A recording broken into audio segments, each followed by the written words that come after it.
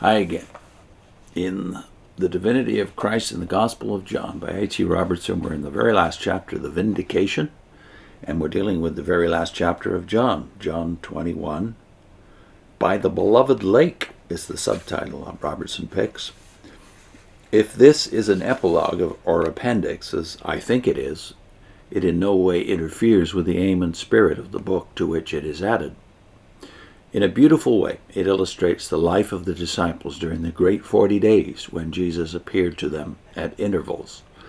It is probable that this appendix was added by John because of a current misapprehension of a saying of Jesus about the longevity of the beloved disciple, which he corrects.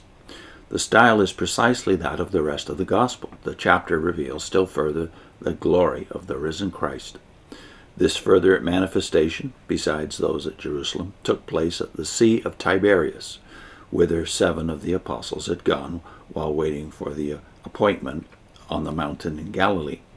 This appearance was a surprise, as all of them were, save the one arranged by Jesus just mentioned. The names of 5 are given, but 2 are not. Hence it is possible that the beloved disciple is one of these 2 instead of John, one of the sons of Zebedee. But the other arguments, and he advises us to go back to the beginning of his book here, chapter 1, make it highly probable that the author of the book is John, who is also the beloved disciple. Alluding here to a dispute that still goes on as to is the John of Revelation the same as John who wrote the Gospel, and are they both the same as the John the Apostle? Back then, the consensus among conservatives certainly was that John the Apostle was the John who wrote the Gospel and the Revelation. Fishing was once the vocation of some of these men, and now it is their avocation. Peter's impulse rallies the rest to the enterprise, which they probably enjoyed, in spite of catching nothing. Fellowship is a large part of the pleasure of fishing. But the picture of Jesus standing on the shore in the haze of the early dawn is one that John never forgot through the long years. He had taught them how to catch fish before, as John is the first to recall with the quick conclusion, "It is the Lord." That's in 21:7. But Peter acts first, again, and soon they are all on the shore, counting the 153 big fishes as they leapt about in the net. There is no need now to ask, "Who art thou?" They all know by common instinct that it is the Lord. So they have a breakfast with Jesus with beating hearts, this third time that Jesus has manifested himself to a group of the disciples. But John is not done with the incident. Jesus turns to Peter and asks him 3 times if he loves him, 1 time for each denial. This time also it is early dawn, and by the fire of coals. Peter had boasted of his great love above all others, but now he drops that. So Jesus repeats the question without the "more than these." The 3rd time, Jesus changes his verb to that of Peter, as if to challenge even this humble claim. The heart of Peter is very humble now. All boasting is gone. He trusts Jesus with his unbounded knowledge to understand the sincerity of his love, however poorly he has shown it. Now, in the footnote, Robertson points out that the verbs that are used here are different, but we can't make a great case of the way that these verbs were used in those days. Some try to make one type of love exclusively affection, and another agape or agapeo, the higher love of choice. But as Robertson points out, the words are often used interchangeably. Robertson goes on, Jesus had said that when Peter had turned, he must establish his brethren. That is established for us in Luke 22, verse 32. Now, Jesus 3 times charges him, that is Peter, to feed and to shepherd his lambs. It is a great task, and Peter cherishes it. Peter had once boasted of his readiness to die for Jesus and had then denied him. But now he is to have a martyr's crown after all, if he will only follow Jesus. The query of Peter about the fate of John, who came up at this moment, is quite of a piece with Peter's quick and impetuous nature. But the sharp rebuke of Jesus by no means indicates that John was to live till Jesus returned to earth at the end.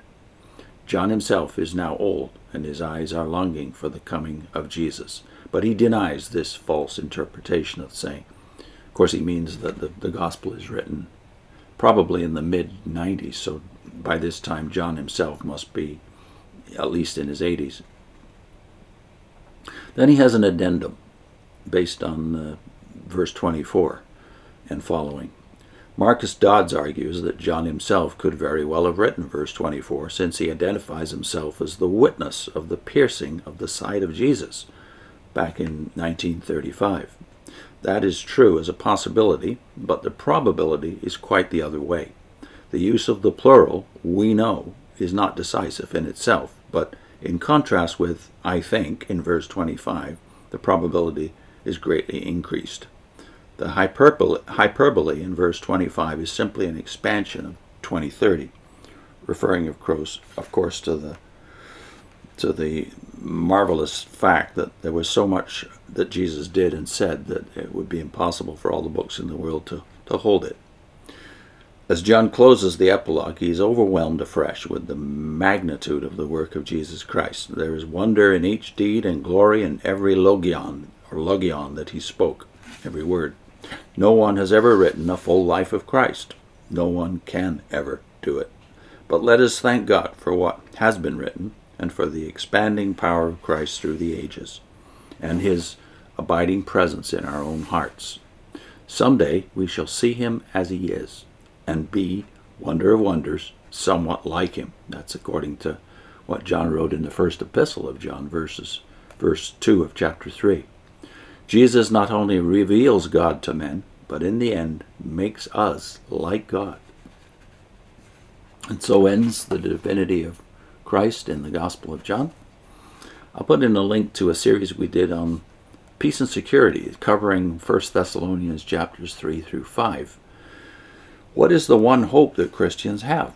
Is it surviving Armageddon? Is it living in a paradise earth forever? Or is it being with the Lord forever? According to one of these videos, that is based on 1 Thessalonians chapter 4, the end of chapter 4, the one hope is to be with the Lord forever. So I'll put a link in, though, to the first of these videos. There's 6 of them altogether, and they're in a playlist on peace and security that embraces 8 videos. The 6 on Thessalonians follow the first one. The first one, yes, it's a good video, by the way, so you might want to watch the first one as well. But the Thessalonians series starts at the second video on the playlist. The one that deals with the hope in particular, the one hope that Christians have to be with the Lord forever, is the 5th of the 6th. But I'll put a link to the first of that, of the Thessalonian series on your screen, and also a link to the playlist. See you soon.